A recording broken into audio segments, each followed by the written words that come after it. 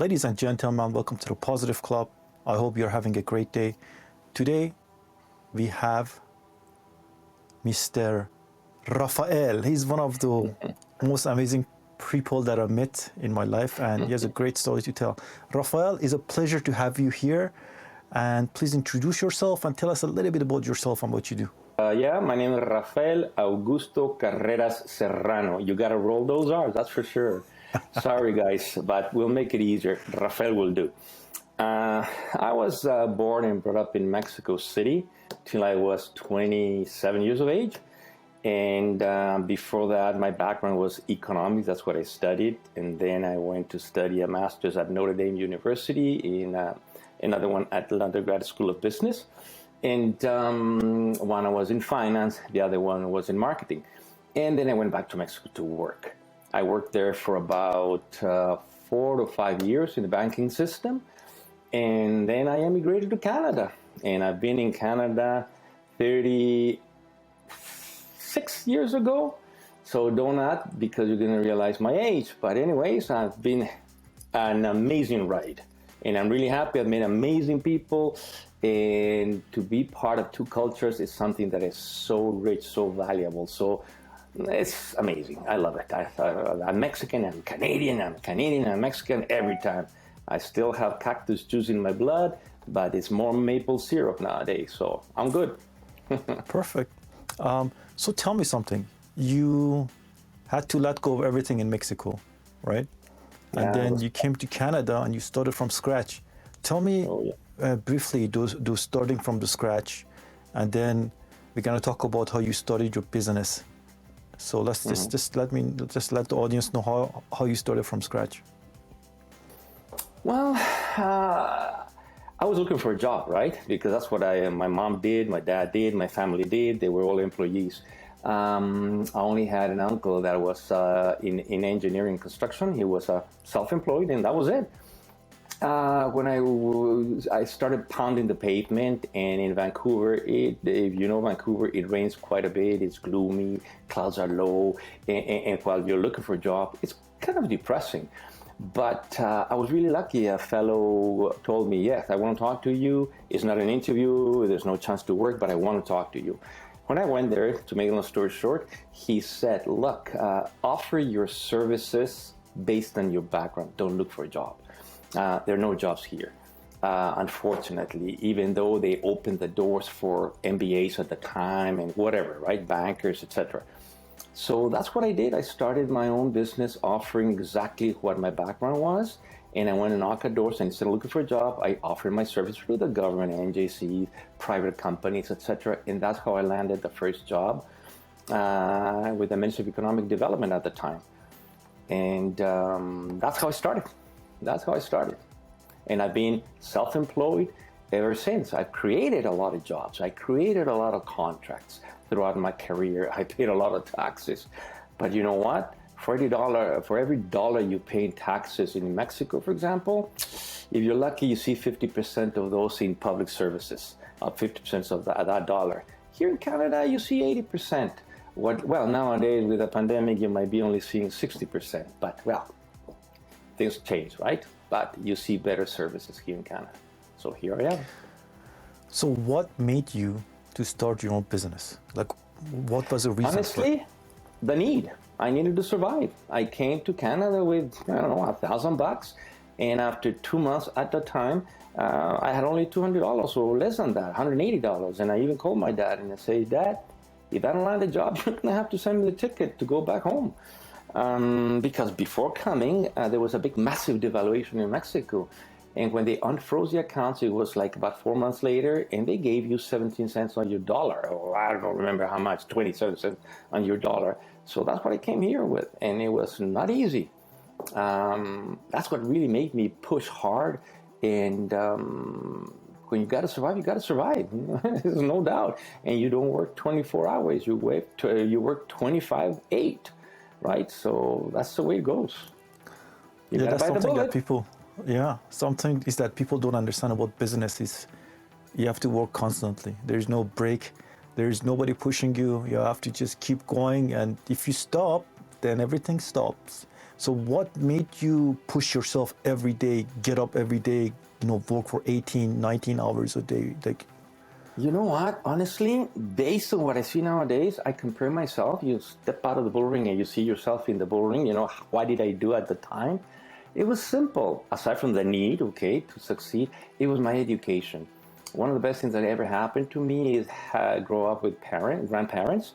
And my mom and dad, they were busy working, But the ones that really educated us and gave us a lot of guidance were my grandparents. For them, honesty, sacrifice, hard, intelligent work pays, and pays good, but with time. You cannot expect it to happen next week. Impossible. Now the new generation wants results yesterday.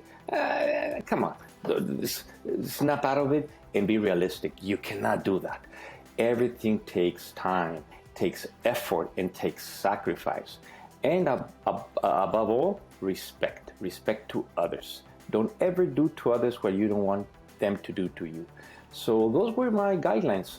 And that's how I think I've made it, to be honest. So you have a high level of integrity in your business, which is kind of rare nowadays. So tell me something. What is the difference with somebody who has integrity in their business with somebody who doesn't have integrity in their business? Because right now everything is profit driven, right? And then, there's some problems with that. You know what it is? You can market whatever, as much as you want. But the best marketing tool, and everybody knows that, and if you don't, snap out of it again and confront life, is word of mouth. If you have word of mouth, if you are recommended, you open doors easier for contracts. So integrity, I'll give you an example. It's, aside from being crucial, people notice it. For example, if I was in the coffee roasting facility at one time, and they told me, I need X amount of pounds of coffee. Can you deliver such a day? And I said, yes, I can deliver it. And you have to commit to that delivery. Why? Because others have plans and they have schedules that they have to comply with. And the day you don't deliver, that day you don't commit to yourself to what your word is, which nowadays, word is really your own word, your own honor. It's difficult to find in professional people. Not that easy. If you comply with that, you're going to open your doors. You're going to get word of mouth, and you're going to have a better, more successful entrepreneurship career. There's no doubt about it. How did you meet your spouse? This is one of my favorite stories that you talk about, because it relates to the coffee, right? So that's why we can go into it. Yes. What happened? That's my it's beautiful, the story. It's a funny story, to be honest, and man, my brain was lit that day. I used to have at that time deli coffee teasing. They call it delicatessen. I used to call it Rosalinda's Deli Coffee Teasing. European, everything, every product, really nicely, a beautiful setup. Anyway, so long story short, I was behind the counter helping the ladies. There were 3 ladies that I hired to do cutting more. There were about 5 and me, 6 and my brother 7. We were attending people. And it was busy day that day. They say, oh, gee whiz. But suddenly I saw an amazing, gorgeous Cupid. Well, I call it Cupid because as soon as she came in through the door, the Cupid's arrow hit my heart. It was impressive. It's very weird. I never felt that in my life except that day. I said, I'm going to marry her. Don't ask me how. Why? And using my elbows behind the counter, pushing everybody behind, get out of the way, because she went straight to the tilt, right? I got to get there first, and just made it there and say, yes, what can I do for you? Well, would you believe that this lady didn't even look at me? Looking at the store, because it was a nice store, I have to admit it, we did a nice job there. She was looking at everything, and with a little French accent, because she's from Montreal, she said, oh, I would like what was it? Not a cafe latte, cappuccino. And I said, okay, I'll give you a cappuccino, no problem. And I went, and I knew while I was doing the coffee that I couldn't talk to her. There was no time, and I needed her phone number, something. Anyways, I made a cafe latte. And cafe latte has no foam, just a little tiny thing. And a cappuccino is thick foam, right? So I gave her the cafe latte, and she looked at it, and maybe, you put her nose like that, like, what is this? I asked for a cappuccino. He said, oh, no, Kitty, I'm so sorry. I heard that. I don't know how I got confused. Look, this is on the house. You can keep it. And 2 coffees on the house. And I gave her my card. He said, 2 coffees on the house. Next time you come, bring a friend. Hoping she would come back. Well, every day I was looking at the door and nothing showed up until 15 days later she showed up. And she walked in with a friend of hers. The two ladies were talking, and that day it wasn't that busy. And I approached them to chat, and the rest is history. I'm here with her over 30 years, and the most beautiful woman I've ever met. Beautiful woman. I'm really lucky. So, in the subject of business, why is it important to be with the right partner? That's the kicker. That's the most important thing, because I know that finance is really important. There's no doubt about it. You have to have enough cash to get to the break-even point, blah, blah, blah. The important thing is to understand yourself with your partner or partners, that with a look in their eyes, they know what you mean, they know what you expect. The values and goals in life have to be very similar. You cannot have partners that are dissimilar, regardless if they are more attractive for business. They do not necessarily work in business. So that's very important, a good, sincere understanding with your partner that is willing to sacrifice for you and you're willing to sacrifice for him or her. That's very important. What has been your favorite job or business that you ever had, and why? I believe the favorite job that I've had, let's see, because I've done a lot of things. When you come as an immigrant, you do a lot of things. I think it's a manufacturer of custom-made doors and mantle surrounds, the surrounds that go around the fireplace. I used to import some molds from Mexico to manufacture casted mantle surrounds, and I did a lot of different designs. So white was it I would think that's the one that had, it was the one that had more fun, let's put it that way. The one I worked the most, to be honest, and I had to roll my sleeves because not always my employees were there, or the subcontractors were there. They got sick, or whatever reason, right? So you have to roll your sleeves and start doing physical things, and not just designing the computers and chitty chat with your clients and be social. No, it's a combination of everything. And putting the old, dirty, painted, torn jeans to put your tie and go see a client, or to put your sweatshirt and work on the computer. So you have to be changing those clothes. And that was fascinating because I did everything, right? From installations of big, massive doors in which 5 of us were barely holding the door because they were really thick, medieval style with a lot of iron, gouged, distressed, double doors, 9, 12 feet high. Imagine. It was a lot of fun and a lot of work though. And the designs were beautiful and we loved it. And integrity was everything. You had to commit to the specific date to say, here's your door, finished. Why? Because other trades got in, right? So that synchronization is important. And there's where word of mouth kicks in. So that was the one I had a lot of fun doing. And he paid well. Oh, he was good. Can't complain. My employees were happy. Yeah, because you know what?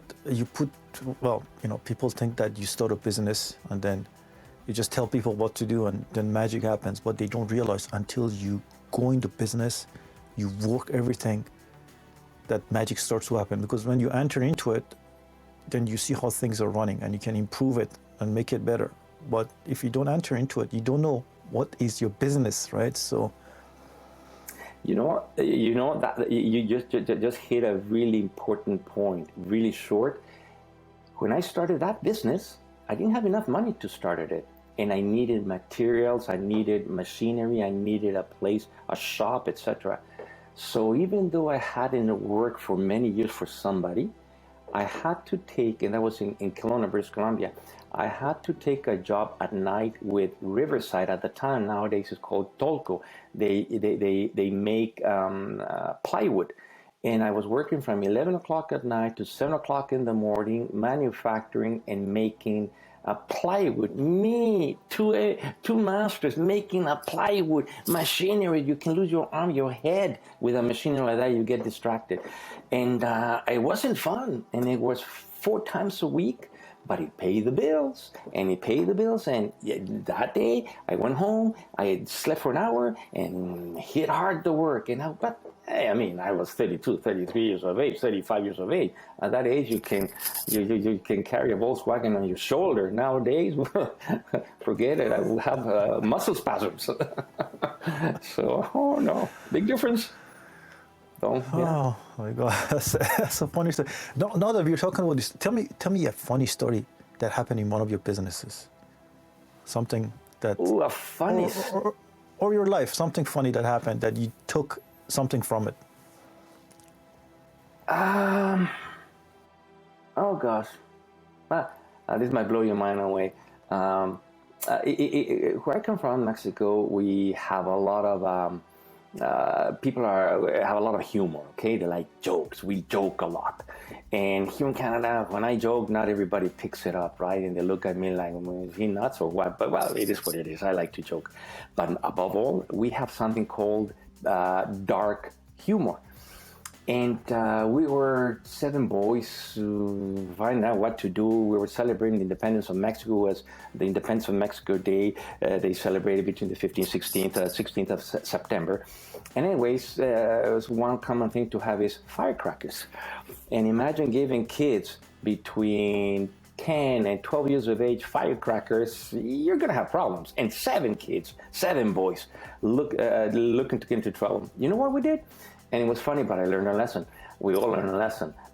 We went to the church that was a block away. We noticed it was packed full. People saying thank you because of independence of Mexico, blah, blah, blah. And we closed the doors slowly, and we put a broomstick that was there in the outside. And because there were some broken windows upstairs. So everybody climbed to the roof, and all of them lit the firecrackers and threw them through the window. And you can hear the firecrackers, blah, blah, blah, and women and kids and people screaming in church. How can you do that? Well, we were dumb. We didn't know better. Anyways, because we heard cracking the broom open, and we took off like a bullet. But once saw one of the kids, and they knew who it was, and that told the other ones, and we all got caught. Oh, we had all that summer. We were working for free for the church, doing things that a good kid should do, right? And getting lessons, and we were involved in a program to straighten us up, right? And but you know what? It helped us a lot. What's a good thing? What's a bad thing? We thought it was dark humor, but we almost gave heart attacks in the church to a few people. So anyway, that comes to my mind, but it's crazy. What kids do. That is very interesting. That is very interesting the way you did that. So, Rafael, you have books. You're writing books, right? Tell me about your books a little bit. I wrote. It's an interesting part of my life. Throughout the years since I came to Canada, I've seen the Canadian culture, society, economy slide little by little. It's coming down. It's not being better. We're living on the efforts, and our reputation is based on the efforts of those that gave their life 50 years ago, 60 years ago, to have Canada as one of the best countries in the world.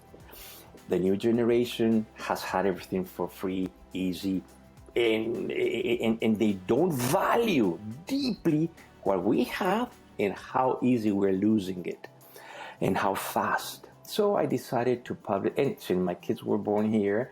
I have a daughter and a son, good kids. I said, I'm going to write a book for you guys because that's the least I can do. If somebody wants to read it, great. So I wrote a trilogy, and it's called The Runaway Trilogy. The first book is Our Runaway Society, and I talk about a lot of different things, like respect, self-esteem, a lot of different things in society that are going on, right? Even tattooing, I talk about it in the good, positive life of tattoo, because tattoos are not bad. they can be really good. Depends who is putting them on, right? And they can be very artistic, blah, blah, blah. But I talk about it in deep concept. Then the second book is Our Runaway Planet, Our Runaway Globe. And obviously I talk about the environment, I talk about extinction of species, etc., etc. And in all those three books, the third one being Our Runaway Rights, especially in that one, in which I talk about where we're going to be 5 years from now, 10 years from now, everything has happened. And it's not like, oh, I'm a genius. No. I do my research. That's all. I'm just got a normal brain, but I've got a persistence and a stamina above average. And I like to do my research. And I like to work extra. And all what I forecasted was going to happen has been happening. I made a mistake in those three books only. I made one mistake, really, that things I thought it was going to happen 5-10 years from now, they're happening faster. That was my mistake. And I published them in 2016, and you can find them in www.wishfulworld.com, wishfulworld.com. And you'll see that my forecasts have been hit on, unfortunately faster than I thought. So we're in deeper trouble, but the average person doesn't see it. I think, you know what it comes down to? It comes down to self-responsibility and getting to know who you are. Because Yes. if you get to know who you are and if you're self-responsible, you see things from a totally different point of view. So these books of yours, they're online for sale or? Oh yeah, you can find. I'm not into it for sale, but you can find them. I think you can find them in digital form, etc. And you don't have to get the three. You just get one, whichever attracts you the most. And you'll see they're not books in which you're going to have a placid moment enjoying a story. No, they're facts. I want to open the eyes of people. I want them to say, "Whoa, what's really going on out there?" Right? And it's not pleasant. So it's a hard read, but it's a very fascinating read. So I will share the links for the books. Is there anything else that you want to share with the audience before you go? Anything else? Okay, yeah, something. For example, we all want to relax we as a society. And what do we do to get distracted? Because it's very tough out there, right? You want to mellow down, de-stress, etc. Read a good book, read magazines, and or watch movies and or programs. One thing that I would encourage people is to watch films that are positive, films that have positive messages, not the third or fourth or the fifth version of Batman. Give me a break. Your brain is getting rustier, and nothing new is gonna happen. Come on, you don't do that. See movies that, like Shawshank Redemption, comes to my mind. That's a wonderful movie in which tenacity paid, discipline paid, being quiet and observant paid, being audacious paid in his life, in his future. Look at films like that. Don't look at films like I don't know, cartoons that some of them they are insulting to your intellect, right? But they don't see it. They're relaxing. Now relax with other movies. For example, Pulp Fiction or Brother, Where Art Thou? They're films that have a story. They are wonderful characters. They got great music. Learn that music, incorporate it into your enthusiasm. There's another movie that comes to my mind that when I say it's dark humor though, and bear with me and allow me, we all have deficiencies, okay? This is my negative side. There's a really good movie called Bad Santa. And I say bad movie and good movie because Bad Santa, they have foul language that you wouldn't believe. But that's the way a lot of people nowadays speak, with the F word. If they don't put the F word in two or three times in their sentence, they don't feel cool. No, they're just being low-class rude, right? But they don't see it nowadays. So watch Bad Santa. And when I watched it, and I said, oh, I don't think I'm going to take this movie. It's so brutal. But your hearing and your feelings get numbed to the amount of expressions. but at the same time, it shows a good message at the end: loyalty, friendship. And that guy almost dies at the end for the loyalty he developed with a kid. That's what you have to look at, right? Not at the fun of the words and this and that, which is going to blow your mind away. You're going to end up cracking up. There's no doubt, especially you have a drink or two with wine. Oh, you're going to enjoy it. So even though I recommend that movie, it's not my necessarily type of movie, but it's good to watch. So that's a message. Books, the same story. Read a book called Red Notice from Bill Broad that I just read recently about Russia and how their liberties are semi-existent or non-existent over there, and compare your society to it. It's a fascinating book. That's what I recommend, right?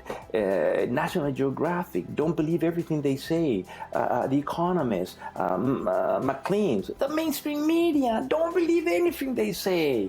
Do your research. Ladies and gentlemen, thank you very much for being part of this podcast. Mr. Rafael, it's always a pleasure talking to you, sir. Thank you very much for coming onto our podcast, and I wish you the best. Thank you very much. It's been an honor, and hopefully some people listen to the good side of it. And if you don't like something, disregard it, throw it to a garbage can. But if you like something, think about it. And thank you. It was a pleasure being with you, and I encourage you to continue doing this. This is really important, and thank you for your efforts of being out there and do what you're doing. It's very valuable. We need it. We need it more now than ever. A short part of this podcast will be available on the Positive Club's Patreon. If you want to support us, you can purchase our Smarty Pants NFTs. Only 5,000 available.